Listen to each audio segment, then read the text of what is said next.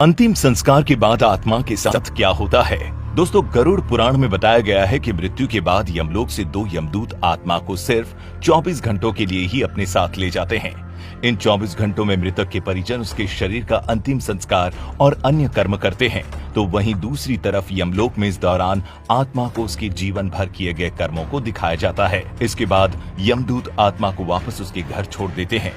उसके बाद 13 दिनों तक आत्मा अपने परिजनों के बीच ही रहती है और 13वीं बीत जाने के बाद फिर से आत्मा यमलोक के लिए रवाना हो जाती है।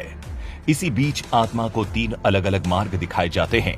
अब इनमें से किस मार्ग पर आत्मा को भेजा जाएगा, ये उसके जीवन में किए गए कर्मों पर निर्भर करता है, जिनमें से जो पहला है वो है अर्ची मार्ग, जो कि देवलोक की यात्रा का मार्ग है। दूसरा है धूम मार्ग, जिसे पितृलोक का मार्ग बताया गया है, और तीसरा एवं आखिरी मार्ग है उत्पत्ति विनाश मार्ग, यानी नर्क की यात्रा का मार्ग, जिनमें से किसी एक में अपने पाप और पुण्य को निश्चित समय तक भोगने के बाद आत्मा को फिर से नया शरीर मिलता है।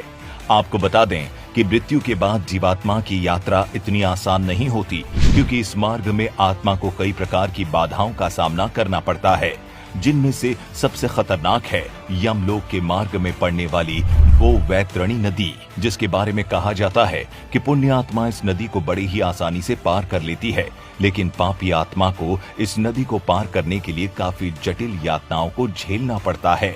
इसका आधार हम गरुड़ पुराण को भी मान सकते हैं, जिसमें बताया गया है कि एक बार जब पक्षीराज गरुड़ ने श्री हरि से पूछा कि हे प्रभु, मृत्युलोक और यमलोक के बीच जो वैतरणी नदी मौजूद है, उसे भला एक जीवात्मा का क्या संबंध है और उसे इस नदी में कैसी सजा भुगतनी पड़ती है? तब उन्हें भगवान श्री हरि ने बताया कि हे गरुड़, जो भी पापी आत्मा इस नदी में प्रवेश करती है, वो रक्त से भरे एक पात्र में घी की तरह खौलाई जाती है। इस नदी का जल कीटाणुओं और वज्र के समान सूंड वाले जीवों से भरा रहता है, और जैसे ही कोई पापी आत्मा उस नदी में प्रवेश करती है, वो नदी अचानक से 12 सूर्य से उत्पन्न होने वाली गर्मी के समान तपने लगती है, और उस महाताप में पापी चिल्लाते हुए करुण विलाप करने लगता है। और जब महाताप उसके बर्दाश्त से बाहर चला जाता है, तब वो दुरात्मा उस भयंकर रक्त रूपी जल में डुबकी लगाने लगती है। तो आप जानते हैं कि जिन लोगों ने अपने जीवन में पाप किए होते हैं, उन्हें नरक भेजा जाता है, वहीं जो अच्छे कर्म करते हैं उन्हें स्वर्ग मिलता है। यहाँ तक कि जो आत्माएं स्वर्ग की हकदार बनती है, उन्हें यमराज स्वयं अपने भवन से स्वर्ग के द्वार तक छोड़ने जाते हैं। यहाँ अप्सराएं उनका स्वागत करती है। वहीं जो लोग सिर्फ अपने बारे में सोचते हैं और जिन्होंने अपने पूरे जीवन काल में किसी दूसरे का हित नहीं किया होता, उन्हें नर्क में स्थान मिलता है। बता दें कि गरुड़ पुराण में अलग अलग नरकों का जिक्र भी किया गया है, जहां मृत आत्मा को पापों की सजा मिलती है। जिसमें सबसे रोमांचक बात तो ये है कि गरुड़ पुराण में अंधात्मत श्रम नर्क के बारे में भी जिक्र किया गया है। ये नर्क केवल उन्हीं पति पत्नियों की आत्माओं के लिए है जो अपने साथी को केवल लाभ या उपभोग की एक वस्तु समझते हैं। इस नर्क में ऐसी ही आत्माओं को मारा जाता है। वहीं तमिश्रम नर्क में उन लोगों को जगह मिलती है जिन्होंने अपने जीवन में दूसरों की संपत्ति हड़पी होती है।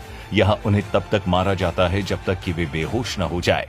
दोबारा होश में आने के बाद फिर से उन्हें इसी तरह लहूलुहान किया जाता है, और ये सिलसिला तब तक चलता है जब तक कि सजा का समय समाप्त न हो जाए। वहीं कुंभीपाकम नामक नर्क में शिकारी लोगों, यानी उन लोगों की आत्माओं को लाया जाता है जो अपने शौक के लिए जानवरों की हत्या की होती है। यहाँ उनके इस कर्म की सजा में उन्हें खौलते हुए तेल में उबाला जाता है। आपको क्या लगता है, आप किस लोक के लोभी बनेंगे? नीचे कमेंट करके